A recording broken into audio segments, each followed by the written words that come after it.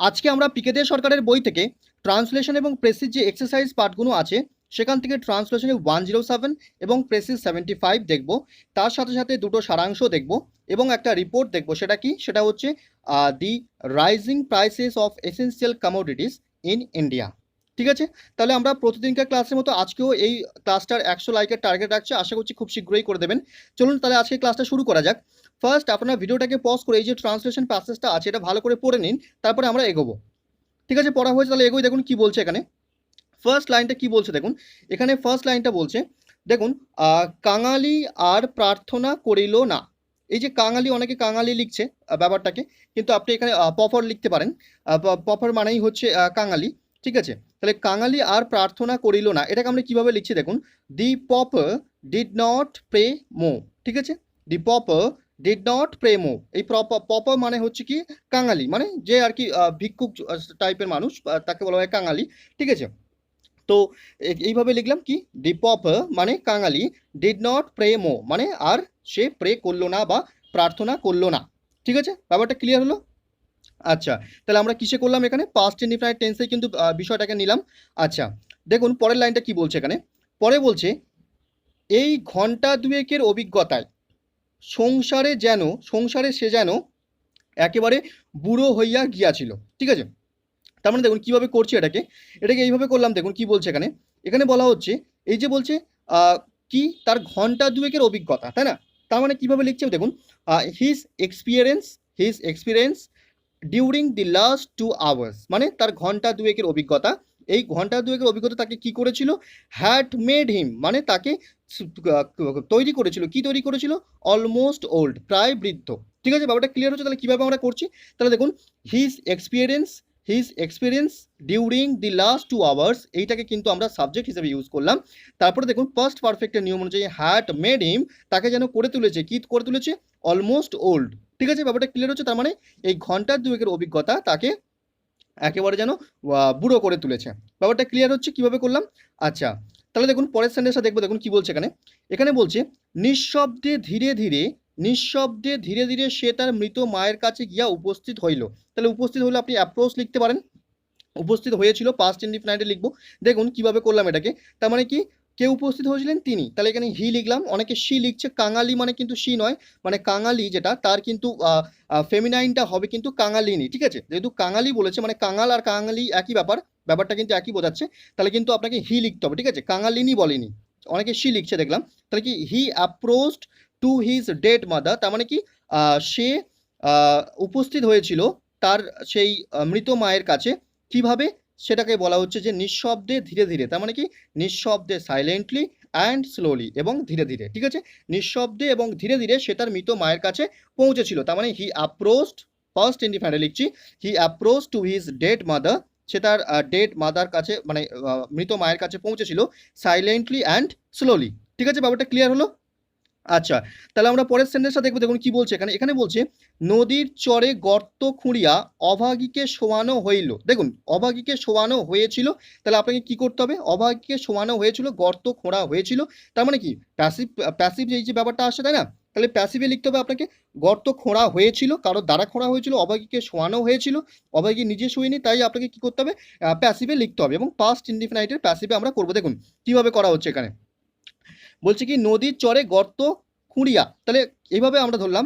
এখানে আমি পার্টিসিপেল না করে কিভাবে করছি, কম্পাউন্ডে করছি। ঠিক আছে, তাহলে কি, নদীর চরে গর্ত খোঁড়া হয়েছিল, তার মানে কি a pit was dugged into on the river bank. Pit মানে হচ্ছে গর্ত। ঠিক আছে, তাহলে আ পিট ওয়াজ ডাগড ইনটু মানে একটা গর্ত খোঁড়া হয়েছিল কোথায়? Dugged into on the river bank মানে নদীর চরে। ঠিক আছে, এবং and the unfortunate was let down, এই অভাগী মানে হচ্ছে আমি আনফর্চুনেট হিসেবে লিখলাম। তার মানে কি, দি আনফর্চুনেট ওয়াজ লেট ডাউন মানে আনফর্চুনেটকে বা অভাগীকে কি হয়েছিল?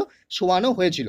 ঠিক আছে, ব্যাপারটা ক্লিয়ার হলো? তাহলে কিভাবে করলাম? পাস্ট ইনডিফিনিটে করলাম, কম্পাউন্ড সেন্টেন্সে করলাম এবং প্যাসিভে করলাম। ঠিক আছে, ক্লিয়ার হয়েছে? আচ্ছা, পরের সেন্টেন্সটা দেখুন কি বলছে এখানে। এখানে বলছে, রাখালের মা কাঙালির হাতে, এই জায়গাটা কিন্তু অনেকে ভুল হচ্ছে দেখলাম। রাখালের মা কাঙালির হাতে একটা খড়ের আঁটি জ্বালিয়া দিয়া হাত ধরিয়া মায়ের মুখ স্পর্শ করিয়া ফেলিয়া দিল। দেখুন কিভাবে করছে এটাকে। এখানে এইভাবে করা হচ্ছে। দেখুন কি বলছে এখানে। এখানে বলছে কি, রাখালের মা, ঠিক আছে, রাখালের মা কি করেছিল? রাখালের মা আহ, কাঙালির হাতে কি করেছিল, একটা খড়ের আঁটি জ্বালিয়া দিয়া হাত ধরেছিল, তাই না, হাতে ধরিয়ে দিয়েছিল। তাহলে এইভাবে আমরা এটাকে লিখবো ফার্স্টে, দেখুন কিভাবে করা হচ্ছে। শেপার্ডস মাদার মানে একটা রাখালের মা, এখানে আপনি দি লিখতে পারবেন না, যেহেতু রাখালের মার কথাটা প্রথমেই ইউজ হচ্ছে, তাই আপনাকে এ লিখতে হবে। তার মানে কি শেপার্ডস মাদার মানে একটা রাখালের মা পুট মানে ধরিয়ে দিয়েছিল স্ট্যাক অফ বার্নিং স্ট্র, মানে কি একটা বার্নিং স্ট্র মানে খড়ের একটা টুকরো যেটা জ্বলছে সেরকম টুকরো তার হাতে ধরে দিয়েছিল। কোথায় কোথায় ধরে দিয়েছিল সেটা লিখছি কি ইনটু পেপারস হ্যান্ড, মানে পেপারের হাতে, মানে কাঙালির হাতে ধরিয়ে দিয়েছিল। ঠিক আছে, ব্যাপারটা ক্লিয়ার হলো। তাহলে আমরা কিন্তু কম্পাউন্ডে করছি, এই যে ধরিয়াটাকে আমরা লিখলাম যে ধরিয়ে দিয়েছিল এবং মায়ের মুখ স্পর্শ করিয়া ফেলিয়া দিল, এইটা কিন্তু আমরা কিভাবে করব, কম্পাউন্ডে করছি। তাহলে কি হলো, আর আরেকবার দেখুন ভালো করে কি বলা হচ্ছে এখানে। এখানে বলা হচ্ছে রাখালের মা কাঙালির হাতে একটা খড়ের আঁটি জ্বালিয়া দিয়া ধরিয়ে দিয়েছিল। ঠিক আছে, কার হাতে, কাঙালির হাতে ধরে দিয়েছিল। তার মানে সেইভাবে লিখলাম শেপার্ডস mother put stack of burning straw into papa's hand. ঠিক আছে, ব্যাপারটা ক্লিয়ার হলো। তারপরে দেখুন কি বলছে, মায়ের মুখ স্পর্শ করিয়া ফেলিয়া দিল অ্যান্ড থ্রি উইট কিসে লিখছি, পাস্ট ইনডিফিনিটে লিখছে, থ্রি উইট অ্যাওয়ে সেটাকে ফেলে দিয়েছিল after touching his mother's face, মানে তার মায়ের মুখ স্পর্শ করার পর ফেলে দিয়েছিল। ঠিক আছে, ব্যাপারটা ক্লিয়ার হলো। তাহলে এখানে সাবজেক্টে কিন্তু শেপার্ডস মাদার এখানে সাবজেক্ট, এবং কম্পাউন্ডে করলাম পাস্ট ইনডিফিনাইটে করলাম কম্পাউন্ড সেন্টেন্সে। ঠিক আছে, আপনারা যারা পার্টিসিপেট করছেন করতে পারেন, কোনো অসুবিধা নেই। আচ্ছা ঠিক আছে, ব্যাপারটা ক্লিয়ার হলো। তারপর দেখুন পরের সেন্টেন্সটা কি বলছে এখানে। এখানে বলছে তারপরে সকলে মিলিয়া মাটি চাপা দিয়া, এই জায়গাটা কিন্তু অনেকের ভুল হচ্ছে। দেখুন তারপরে সকলে মিলিয়া মাটি চাপা দিয়া, মানে অনেকে এমনভাবে লিখছে যেন তারাই নিজেদেরকে মাটি চাপা দিয়ে পরের কাজটা করছে, এরকম কিন্তু মনে হচ্ছে, কিন্তু একটু ভুল হচ্ছে। দেখুন কাঙালির মায়ের শেষ চিহ্ন বিলুপ্ত করিয়া দিল, দেখুন কিভাবে করা হচ্ছে, এইভাবে করা হলো। দেখুন বিউরিড ইনটু দি গ্রাউন্ড মানে কি কবরিস্থ করে। ঠিক আছে, বিউরিড ইনটু দি গ্রাউন্ড মানে মাটিতে কবরিস্থ করে বা মাটি চাপা দিয়ে। ঠিক আছে, দে অল ইরিজড তারা সব কি করলো, ইরিজ করে দিল, চিহ্ন বিলুপ্ত করে দিল, মানে they all erased the trace of papa's mother, মানে পেপারের যে মানে কাঙালির জমা তার মায়ের চিহ্ন কিন্তু বিলুপ্ত করে দিল। ঠিক আছে, তাহলে কি হচ্ছে বিউরিড ইনটু দি গ্রাউন্ড মানে কি কবরিস্থ করে, মানে কাঙালির মাকে কবরিস্থ করে। ঠিক আছে, কিন্তু যারা এরকম লিখছে বিইং বিউরিড, তাহলে কিন্তু তার মানে কিন্তু হয়ে যাচ্ছে যে তারা নিজেদেরকে কবরিস্থ করেছে। ঠিক আছে, তারা যেন নিজেদেরকে কবরিস্থ করে কাঙালির মায়ের কি করছে, চিহ্ন বিলুপ্ত করছে, এরকমটা কিন্তু মানে হচ্ছে, কিন্তু ওরকমভাবে লেখা যাবে না। লিখতে হবে ঠিক এইভাবে কি বিউরিড ইনটু দি গ্রাউন্ড মানে অন্যকে কবরিস্থ করে। ঠিক আছে, ব্যাপারটা বোঝা যাচ্ছে, বিউরিড ইনটু দি গ্রাউন্ড মানে কবরিস্থ করে, they all erased the trace of papa's mother. ঠিক আছে, ব্যাপারটা ক্লিয়ার হলো তাহলে। আচ্ছা তারপরে দেখুন কি বলছে, পরের সেন্টেন্সটা কি বলছে দেখুন। এখানে বলছে সবাই সকল কাজে ব্যস্ত, মানে সবাই সকল কাজে ব্যস্ত ছিল। ঠিক আছে, শুধু সেই পোড়া খড়ের আঁটি হইতে যে স্বল্প ধোঁয়াটুকু ঘুরিয়া আকাশে উড়িতেছিল তাহারই প্রতি পলক্ষীন চক্ষু পাতিয়া কাঙালি ঊর্ধ্ব দৃষ্টিতে স্তব্ধ হইয়া চাহিয়া রইল। দেখুন এটাকে কিভাবে করছি, একদম সিম্পলভাবে করেছি এটাকে, বুকে যেরকমভাবে হিন্সটা ছিল সেইভাবে কিন্তু করা হলো। দেখুন everyone was busy with all the work, মানে সবাই তাদের কাজে কিন্তু বিজি ছিল। কিভাবে করলাম এখানে, সিম্পল পাস্টে করলাম। ঠিক আছে, তারপরে দেখুন এখানে এই যে সেন্সটা, এখান থেকে যদি আপনি এইটুকু পড়েন তাহলে কিন্তু বুঝতে পারবেন যে এখানে এটা কিন্তু সেন্সটা বলছে, কিন্তু সেন্সটা বলছে, তাই কিন্তু লিখলাম কিন্তু। বাট দি পেপার রিমেন্ড সাইলেন্ট মানে নিশ্চুপ ছিল। কিভাবে নিশ্চুপ ছিল, লুকিং আপওয়ার্ডস মানে উপরের দিকে তাকিয়ে, উইথ স্টিডি আইস মানে এই যে পলকহীন চক্ষু পাতিয়া। ঠিক আছে, উইথ স্টিডি আইস কিসের দিকে, অ্যাট দি থিন স্মোক মানে কি এই যে বলছে এখানে স্বল্প ধোঁয়াটুকু ঘুরিয়া আকাশে উঠতেছিল, সেটাই এইভাবে বলা হচ্ছে at the thin smoke curling up into the sky. ঠিক আছে, ব্যাপারটা ক্লিয়ার হচ্ছে। তাহলে কিভাবে করা হলো, তাহলে দেখুন আরেকবার বলি, এখানে কি বলা হচ্ছে, সবাই সকল কাজে ব্যস্ত ছিল, তার মানে কি সিম্পল আপনাকে পাস্টে লিখতে হবে, everyone was busy with all the work. ঠিক আছে, তারপরে যখন আপনি পড়ছেন তখন বুঝতে পারবেন যেখানে কিন্তু একটা কিন্তু সেন্সটা আসছে, তাই লিখলাম কিন্তু। But the paper remained silent মানে কাঙালি সাইলেন্ট ছিল। কিভাবে সাইলেন্ট ছিল, উপরের দিকে তাকিয়ে, লুকিং আপওয়ার্ডস কিভাবে, উইথ স্টিডি আইস মানে এই যে বলছে পলকিন চক্ষু পাতিয়া, with steady ice at the thin smoke, কোথায় কিসের দিকে, থিন স্মোকের দিকে, যেটা কি হচ্ছিল, যেটা curling up into the sky মানে কি যেটা ঘুরিয়া আকাশে উঠিতে ছিল। ঠিক আছে, ব্যাপারটা ক্লিয়ার হলো। তাহলে কিভাবে করলাম আমরা এখানে, তাহলে আমরা কিন্তু পাস্ট ইনডিফিনাইট কিন্তু ইউজ করে করলাম। ঠিক আছে, ব্যাপারটা ক্লিয়ার হয়েছে। তাহলে আমাদের এই যে ট্রান্সলেশন প্যাসেজটা, এই ট্রান্সলেশন প্যাসেজটা এখানে কমপ্লিট হলো। এরপরে আমরা আমাদের পরবর্তী যে টাস্কটা ছিল সেটা দেখবো। দেখুন কি বলছে, দেখুন এখানে একটা প্রেসি ছিল, সেই এই প্রেসিটা আপনারা ভালো করে পড়ে নিন। অনেকে কিন্তু প্রবলেম হচ্ছে প্রেসিটা করতে, যেটা আমরা লক্ষ্য করলাম। সুতরাং ভালো করে পড়ে নিন, তারপরে আমরা এগোচ্ছি। দেখুন কি বলছে এখানে, এখানে বলতে চাইছে যে কি বলছে, it is impossible for any man to be a student without এন্ডেঞ্জারিং his health. তার মানে কি, তার মানে হচ্ছে কোনো মানুষের কাছে স্বাস্থ্য বিপন্ন না করে একজন ছাত্র হয়ে ওঠা, এটা কিন্তু একটা অসম্ভব একটা ব্যাপার। ঠিক আছে, ব্যাপারটা ক্লিয়ার হলো। তারপরে কি বলছে দেখুন, নো ডাউট, নিঃসন্দেহে, man was to be active, মানে কি নিঃসন্দেহে মানুষ সক্রিয় ছিল। And any man of his active habits is likely to enjoy good health. তার মানে কি, তার মানে হচ্ছে এর এই সক্রিয় স্বভাবের যে মানুষ, সে কিন্তু যে কোনো মানে সক্রিয় স্বভাবের যে কোনো ব্যক্তি, সে কিন্তু ভালো স্বাস্থ্য উপভোগ করতে পারে। ঠিক আছে, if he does not to frequently overextend himself. তার মানে কি, এই যে ওভার এক্সার্ট মানে কি, ওভার এক্সার্ট মানে হচ্ছে বেশি বেশি করে নিজেকে জাহির করা। ঠিক আছে, তাহলে কি বলছে, যদি সে ঘন ঘন নিজেকে জাহির না করে। ব্যাপারটা ক্লিয়ার হলো। তার মানে কি বলতে চাইছে, যে নিঃসন্দেহে মানুষ সক্রিয় ছিল। ঠিক আছে, এবং সক্রিয় মানুষ, সক্রিয় যে স্বভাবের মানুষ, সেই সক্রিয় স্বভাবের যে কোনো মানুষ কিন্তু ভালো স্বাস্থ্য উপভোগ করতে পারে, যদি কিনা সে ঘন ঘন নিজেকে জাহির না করে। ঠিক আছে, ব্যাপারটা ক্লিয়ার হলো। তারপর কি বলছে দেখুন, বলছে but the students habits are all unnatural. কিন্তু এই যে স্টুডেন্টস, এই যে ছাত্র, এই ছাত্রদের অভ্যাস কিন্তু আনন্যাচারাল একটা ব্যাপার, মানে অপ্রাসঙ্গিক ব্যাপার। ঠিক আছে, প্রাসঙ্গিক নয়। And by dame nature is continually cramped, মানে কি, তার মানে হচ্ছে এই বাই ডেম মানে তাদের দ্বারা, তাদের দ্বারা কি হচ্ছে, তাদের দ্বারা প্রকৃতি ক্রমাগত কি হচ্ছে, বাধাপ্রাপ্ত হচ্ছে। ঠিক আছে, ব্যাপারটা ক্লিয়ার হলো। তারপরে দেখুন কি বলছে, ওয়ান কজ, এইটাকে একটু ছাড়ুন, ছেড়ে পরেটা দেখুন, এইটার সঙ্গে কিন্তু পরে একটা জিনিসের মিল আছে। Why so many of our promising young men, মানে আমাদের এই যে প্রমিসিং যেসব ইয়াং মেন, মানে স্টুডেন্টসদের কথা বলা হচ্ছে। ঠিক আছে, মানে যারা কিনা প্রমিসিং আর কি প্রমিস করে রেখেছে, এরকম মানে কর্তব্যপূর্ণ বা দায়িত্ববান এইসব ইয়াং মেন স্টুডেন্টসরা, এরা কি করছে, sink into a premature grave, তাদের যে প্রিম্যাচিওর গ্রেভ, তারা যে প্রাপ্তবয়স্ক নয়, প্রিম্যাচিওর, প্রাপ্তবয়স্ক হওয়ার আগেই যে তারা কি করছে, প্রিম্যাচিওর গ্রেভ, তাদের এই যে উদ্যম, তার মধ্যে তারা ঢুকে যাচ্ছে, তার মধ্যে তারা নিজেদেরকে আত্মনিয়োগ করছে।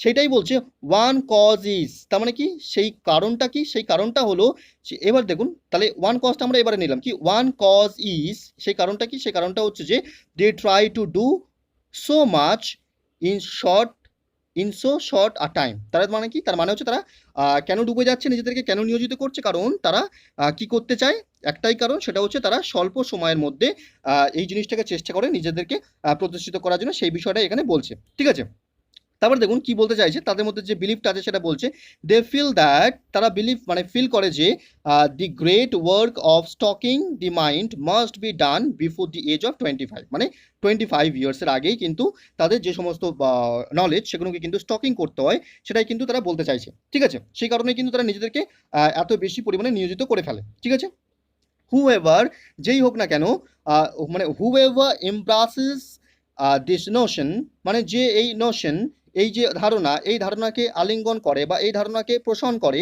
মাস্ট অ্যাট ওয়ান্স অ্যাবান্ডন, তাদেরকে কি করতে হয়, অ্যাবান্ডন মিন্স হচ্ছে কি বর্জিত করা। ঠিক আছে, must at once abandon the idea over excelling. Over excelling মানে কি, ওভার এক্সেলিং এই যে ব্যাপারটা, এর মানেটা হচ্ছে কি, সীমা অতিক্রম করা। ঠিক আছে, তাদের কি, তাহলে তাদের কি করা দরকার, তাদের বর্জিত করা দরকার ওভার এক্সেলিং যে ব্যাপারটা, সীমাবদ্ধ যে অতিক্রম করছে, যে এটা কিন্তু তাদের বর্জিত করা দরকার, যারা কিনা এই ধারণাটা পোষণ করে।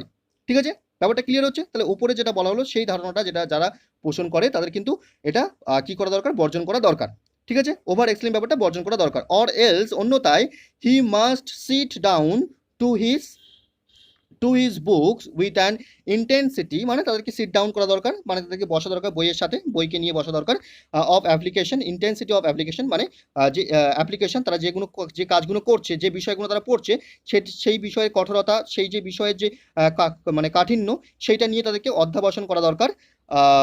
That can not be endanger his life. ঠিক আছে, that can not but enjoy, এই যে ক্যান নট বাট এর মানেটা কিন্তু ডাবল নেগেটিভ ইউজ হয়, ঠিক আছে, নেগেটিভ নয় ডাবল নেগেটিভ, মানে সেটা আবার পজিটিভ হয়ে যাচ্ছে, ঠিক আছে, তার মানে কি ডাবল নেগেটিভ ইউজ হচ্ছে, can not endanger his life, can not but endanger his life, মানে কি এই বিষয়টা কিন্তু তাদেরকে এন্ডেঞ্জার করে না, তাদের লাইফকে কিন্তু ক্ষতি করে না, ঠিক আছে। তাহলে এই যে বিষয়টা আমি বললাম, এখান থেকে কি বোঝা যাচ্ছে, এখানে বোঝা যাচ্ছে যে ওভার যে প্রিটেন্ডিং ব্যাপারটা, মানে যেটা যে কাজটা সে করা উচিত সেই কাজটা থেকে যদি সে যদি ওভার একটা রিয়াকশন দেখায়, তাহলে কিন্তু তার লাইফ কিন্তু নষ্ট হয়, ঠিক আছে। দেখুন কি বলতে চাইছে, বলছে কি যে এখানে একটা অ্যাক্টিভ স্টুডেন্ট সে কিন্তু তার লাইফকে খুব ভালোভাবেই কিন্তু হ্যাপিলি কিন্তু লিড করতে পারে, ঠিক আছে, কিন্তু এই যে তাদের মধ্যে যে ধারণাটা আছে সেই ধারণাটা কি, যে মধ্য বয়সের মধ্যেই তাদেরকে কি করতে হবে, সমস্ত জ্ঞান বা সমস্ত যে পুঁজি সেগুলোকে কিন্তু কি করতে হবে, এক জায়গায় করতে হবে, কিন্তু কখনো কখনো এই কাজটা করতে গিয়ে তারা কি করে ফেলে, তারা নিজেদেরকে যে কাজটা করে তার থেকেও কিন্তু বেশি জাহির করে ফেলে নিজেদেরকে, তার ফলেই কিন্তু তাদের জীবনের যে ক্ষতি বা তাদের জীবনের যে ধ্বংসের যে স্টেপ সেটা কিন্তু শুরু হয়ে যায়। এই বিষয়টাই এখানে বলতে চাইছে পুরো বিষয়টার মধ্যে। দেখুন আমরা কিভাবে করছি, ফার্স্ট একটা সুইটেবল টাইটেল দেওয়ার চেষ্টা করলাম, কি দিলাম দেখুন, pretending two over work ruins life, ঠিক আছে, মানে প্রিটেন্ডিং টু ওভার ওয়ার্ক মানে ওভার ওয়ার্কে প্রিটেন্ডিং করাটা, ভান করাটা, এই যে এই বিষয়টা কিন্তু লাইফকে কিন্তু নষ্ট করে, ঠিক আছে, বা স্পয়েলস লাইফ আপনিও লিখতে পারেন, ঠিক আছে, ব্যাপারটা ক্লিয়ার হচ্ছে। আচ্ছা, তারপর দেখুন আমরা কিভাবে করলাম এটাকে, এখানে এইভাবে করলাম, দেখুন কি বলা হচ্ছে এখানে, এখানে বলা হচ্ছে an active student can enjoy his life happily, ঠিক আছে, মানে অ্যাক্টিভ স্টুডেন্ট যে সে কিন্তু তার লাইফ থেকে কিন্তু হ্যাপিলি লিড করতে পারে, he has to gather all the knowledge within his middle age, মানে তার মিডল এজের মধ্যে তার সমস্ত যে চিন্তা ভাবনা, সমস্ত যে পুঁজি বা সমস্ত যে নলেজ সেগুলোকে কিন্তু তার অর্জন করতে হয়, বাট সামটাইমস কিন্তু কখনো কখনো দি স্টুডেন্টস রিফ্রেন, এই যে রিফ্রেন বলেছে, রিফ্রেন মানে কি জাহির করা, ঠিক আছে, but the students refrain their perseverance, এই পার্সিভিয়ারেন্স মানেটা কি, পার্সিভিয়ারেন্স এই যে মানেটা, এর মানেটা হচ্ছে কি অধ্যবসায়, ঠিক আছে, practice, but the students refrain their perseverance in pretending to be over exert, মানে ওভার এক্সার্ট করে ফেলে তারা, তাদের অধ্যবসায় তারা যেটা করছে সেটাকে কিন্তু তারা তার যেটা করছে তার থেকেও বেশি তারা জাহির করে ফেলে, and it spoils their lifes, এবং এর ফলে কিন্তু তাদের লাইফটা কিন্তু স্পয়েল হয়ে যায়, ঠিক আছে, ব্যাপারটা ক্লিয়ার হচ্ছে। এইভাবে কিন্তু আমরা লিখলাম। তাহলে আপনারা যারা এই বিষয়টা কঠিন মনে হচ্ছে যে প্রেসিটা খুব কঠিন কঠিন লাগছে, তারা কি করবেন, বারংবার পড়বেন, অনেকবার পড়বেন, পড়ার পরে যখন আপনি বুঝতে পারছেন যে আপনার কাছে প্রত্যেকটা লাইনের মানে ক্লিয়ার, তারপরে আপনি পুরো প্যাসেজটার একটা অন্তর্নিহিত মানে বা পুরো প্যাসেজটার মধ্যে কি বলতে চাইছে সেইটাকে ক্লিয়ারলি বুঝুন, তারপরেই কিন্তু আপনি একটা সুইটেবল টাইটেল দেবেন এবং পুরো বিষয়টাকে নিজের মাধ্যমে কিন্তু নিজের ভাষায় কিন্তু প্রতিস্থাপন করবেন, ঠিক আছে, ব্যাপারটা ক্লিয়ার হয়েছে। তাহলে আমাদের এই যে প্রেসিটা ছিল এটা কমপ্লিট হলো। দেখুন আমাদের পরবর্তী যে টাস্কটা ছিল সেটা কি ছিল, একটা সারাংশ ছিল, দেখুন কি বলছে এখানে, বাংলায় লেখা আছে, আপনারা পড়ে নিন, তারপর আমরা এখানে কি বলতে চাইছে বোঝাচ্ছি, ঠিক আছে, পড়া হয়েছে। তাহলে কি বলতে চাইছি এখানে, এখানে বলতে চাইছি যে ভয় যে ব্যাপারটা, সেই ভয় মানুষের কিন্তু চরম শত্রু, ভয়ের মাধ্যমে কিন্তু জয় আসে না, ভয়হীনতা যে ব্যাপারটা, সেই ভয়হীনতার মধ্যে দিয়েই কিন্তু মানুষ তার, যার মধ্যে ভয়হীনতা ব্যাপারটা আছে, ভয় নেই যার মধ্যে, সে কিন্তু সেই ভয়হীনতার মধ্যে দিয়েই কিন্তু বীরত্বের পরিচয় দেখিয়ে থাকে, এবং ভয় যে বিষয়টা, এই বিষয়টা কিন্তু মানুষকে কি করে, মানুষের যে শক্তি বা মানুষের যে আত্মবিশ্বাস সেটাকে কিন্তু পুরোপুরি নষ্ট করে দেয়, এবং এই যে ভয় বিষয়টা, এটা আরও কি করে, মানুষকে কিন্তু মানুষের মধ্যে কিন্তু দুর্বলতার কিন্তু জন্ম দিয়ে থাকে, ঠিক আছে, এবং দুর্বলভাবে মানুষের বেঁচে থাকার থেকে কিন্তু মৃত্যুই শ্রেয়, কেন, কারণ এই মানব সমাজে দুর্বল বা ভীতু কাপুরুষ মনের মানুষের কিন্তু কোনো সম্মান নেই, আত্মবিশ্বাসের মাধ্যমে যারা ভয়কে পরাজিত করতে পেরেছে তারাই কিন্তু আসল বীরত্বের পরিচয় বহন করছে, এই বিষয়টাই বলতে চাইছে, ঠিক আছে। তাহলে দেখুন আমরা কিভাবে এর একটা সুইটেবল টাইটেল দিলাম, আমরা টাইটেলটা দিলাম এরকম কি, ভয়হীনতাই বীরত্বের পরিচয়, ঠিক আছে, ব্যাপারটা ক্লিয়ার হলো। তারপর দেখুন কিভাবে লিখছে এটাকে এইভাবে লিখলাম, দেখুন কি বলছে এখানে, এখানে বলছে ভয় মানুষকে ভয় মানুষকে শক্তি ভয় মানুষকে শক্তি ও আত্মবিশ্বাস ভয় মানুষের শক্তি ও আত্মবিশ্বাসকে নষ্ট করে এবং ইহা দুর্বলতার জন্ম দেয়, ঠিক আছে, দুর্বলভাবে বেঁচে থাকার চেয়ে মৃত্যু শ্রেয়, কারণ মানব সমাজে দুর্বল ভীতু কাপুরুষের কোনো সম্মান নেই, ঠিক আছে, আত্মবিশ্বাসের মাধ্যমে যারা ভয়কে পরাজিত করেছে তারাই বীরত্বের পরিচয় বহন করে, ঠিক আছে, ব্যাপারটা ক্লিয়ার হলো। তাহলে এইভাবেই আমরা যেমনভাবে ইংলিশ প্রেসি করি সেইভাবেই কিন্তু বাংলা সারাংশ সেইভাবেই করা দরকার, ঠিক আছে, ব্যাপারটা ক্লিয়ার হচ্ছে। আচ্ছা, তাহলে আমরা পরবর্তী আমাদের যে টাস্কটা ছিল সেই টাস্কটা দেখবো, দেখুন কি বলছে, পরবর্তী আমাদের যে টাস্ক ছিল দেখে নিন কি বলেছে এখানে, এখানে একটা রিপোর্ট লিখতে দেওয়া ছিল কি, the rapid price increase of essential commodities, ঠিক আছে, ব্যাপারটা ক্লিয়ার হয়েছে। দেখুন আমরা কিভাবে করছি এখানে, ফার্স্ট আমরা একটা টাইটেল দিলাম, কি টাইটেল দিলাম, rising prices of essential commodities in India. ঠিক আছে, তারপরে রিপোর্টের যে ফরম্যাট সেটাকে মেনটেন করা হলো এখানে। দেখুন ফার্স্ট যে প্যারাগ্রাফটা সেটা আমরা এই স্লাইডে দেখব। দেখুন কি বলছে এখানে। এখানে বলা হচ্ছে in India inflation or price rise is not just economic concept. মানে ইনফ্লেমেশন যেটা, মানে ইনফ্লেমেশন যে ব্যাপারটা বা প্রাইস রাইজ যে ব্যাপারটা, সেটা কিন্তু not just an economic concept, সেটা কিন্তু শুধুমাত্র ইকোনমিক যে কনসেপ্ট সেটা কিন্তু নয়, but they are also a political tool. এটা কিন্তু একটা পলিটিক্যাল টুলও বটে। ঠিক আছে, often used by the opposition parties, যেটা কিনা অপোজিশন পার্টির দ্বারা অফেন ইউজ করা হয় টু লঞ্চ অ্যাটাক, মানে কি অ্যাটাক করার জন্য কাদেরকে, to attack on the ruling government, যারা শাসন করছে গভর্নমেন্টকে, তাদেরকে অ্যাটাক করতে কিন্তু অপোজিশন পার্টি এটাকে ব্যবহার করে থাকে, কখনো কখনো এরকমটাই আমরা কিন্তু শুনে থাকি। ঠিক আছে, ব্যাপারটা ক্লিয়ার হলো। তারপরে দেখুন কি বলা হচ্ছে, দি average country wide prices of vegetables such as onions and tomatoes, which are softening in first fortnight of March, recorded a perceptible spurt in the second half of the month after March 15 when lockdowns became effective। তার মানে কি, তার মানে বলতে চাইছে যে March যে মাসটা ছিল সেই মাসের প্রথম যে 15 ডেজ, সেই 15 ডেজে যে এই যে অনিয়ন্স বা টমেটোস এর মতো যে সব সবজিগুলো ছিল সেগুলোর দামটা যেমন সফেনিং ছিল, কিন্তু 15-র পর থেকে কি হয়, তার দামটা কিন্তু আকাশ ছোঁয়া হতে শুরু করে যখন থেকে কিন্তু লকডাউনটা এফেক্টিভ হতে শুরু করে। ঠিক আছে, এই বিষয়টা ক্লিয়ার হলো। তাহলে কিভাবে আমরা লিখলাম, এখানে আমরা ইন্ট্রোডাকশন প্যারাগ্রাফটা কমপ্লিট করলাম। আচ্ছা, তারপরে দেখুন আমাদের পরের যে মেন প্যারাগ্রাফ, যেটা আর কি রিপোর্টের মেন প্যারাগ্রাফ, মিডল প্যারাগ্রাফ, সেটাকে কিভাবে লিখছি দেখুন কি বলা হচ্ছে এখানে। এখানে বলা হচ্ছে more than ever the prices of essential commodities are going up by leaps and bounds. মানে এসেন্সিয়াল কমোডিটিসের যে দামটা সেটা কিন্তু কি হচ্ছে, লিপস অ্যান্ড বাউন্স, মানে লাফিয়ে লাফিয়ে বাড়ছে।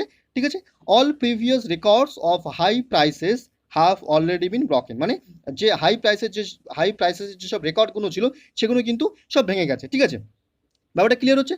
তারপরে দেখুন 1 plate of 30 eggs broad use to cost ₹160। মানে যেটা আগে 30 এগসের যে একটা ডিমের যে পাতা থাকে, যেটা কিনা 30 এগসের ট্রে থাকে, সেটাকে আগে 160 টাকায় কেনা যেত। Today it is sold at ₹200, কিন্তু সেটাকে এখন বর্তমানে বিক্রি হচ্ছে কত, 200 টাকায়। 1 KG of chicken was available at ₹150। মানে এবার আমরা উদাহরণগুলো দিচ্ছি কিন্তু করে। ঠিক আছে, বাট রিসেন্টলি হাইকড টু 350, সেটা কিন্তু এখন 350 হয়ে গেছে। ঠিক আছে, prices of popular items like fish, potato, onions, sugar, lentils and others were hiked beyond the reach of the common people। মানে এদের দাম এত বেড়েছে কি মানুষের আয়ত্তের বাইরে চলে গেছে। ঠিক আছে, several consumers say that, মানে several consumers, অনেক কনজিউমার্স তারা কি বলেছে যে it is an unbearable burden। মানে এটা তাদের কাছে এটা একটা বার্ডেন, তাদের কাছে একটা সমস্যা। ঠিক আছে, তারা কিনা কিন্তু এটাকে বিয়ার করতে পারছে না। ঠিক আছে, as daily beard winners and employees of private companies have been unable to earn anything for months।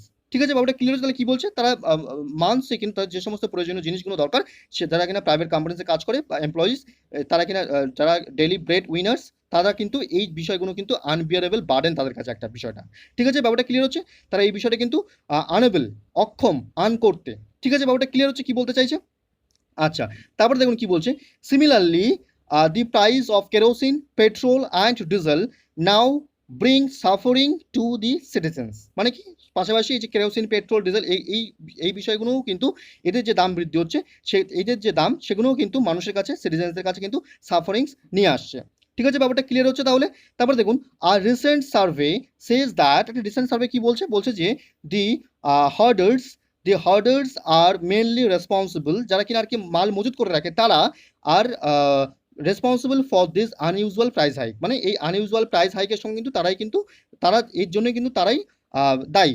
ঠিক আছে, ব্যাপারটা ক্লিয়ার হলো। তাহলে কি বলতে চাইছে এখানে, তাহলে এইভাবে আমরা কিন্তু মেন যে মূল যে প্যারাগ্রাফটা, যেখানে কিনা মূল বিষয়বস্তু লেখা হয় রিপোর্টে, সেখানে কিন্তু আমরা এইভাবে কিন্তু লিখলাম। ঠিক আছে, ব্যাপারটা ক্লিয়ার হচ্ছে।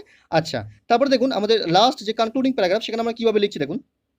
এখানে লেখা হচ্ছে in the wake of the pandemic, মানে প্যান্ডেমিক ওয়েকের সাথে সাথে the state government had asked the price fixation committee, মানে প্রাইস ফিক্সেশন যে কমিটি আছে সেই কমিটিকে স্টেট গভর্নমেন্ট বলেছে কি বলেছে, the to fix the prices of the consumer items, কনজিউমারদের যে আইটেম সেগুলো কিন্তু ফিক্সড করতে, তাদের প্রাইসটাকে কিন্তু ফিক্স করতে বলেছে। ঠিক আছে, the committee had promptly done it তাই কমিটি কিন্তু সেটা করেছে, প্রম্পটলি করেছে, বাট কিন্তু it has not the desired impact since traders are ignoring the new prices. কেন? কারণ এটা কিন্তু ডিজায়ারেবল হচ্ছে না, কারণ যারা ট্রেডার্স তারা কিন্তু কি করছে, traders are ignoring the new prices, যে নিউ প্রাইসেস যেটা সেটা কিন্তু মানতে কিন্তু তারা কি করছে, অগ্রাহ্য করছে। ঠিক আছে, the government had promised suitable action if consumer bring over pricing to the notice of the officer. মানে কনজিউমার যারা, মানে তারা যদি এই সুইটেবল দামে যদি না পায় বা তাহলে কিন্তু গভর্নমেন্ট যে প্রমিস করেছে সেটা কি, সেটা হচ্ছে যে কি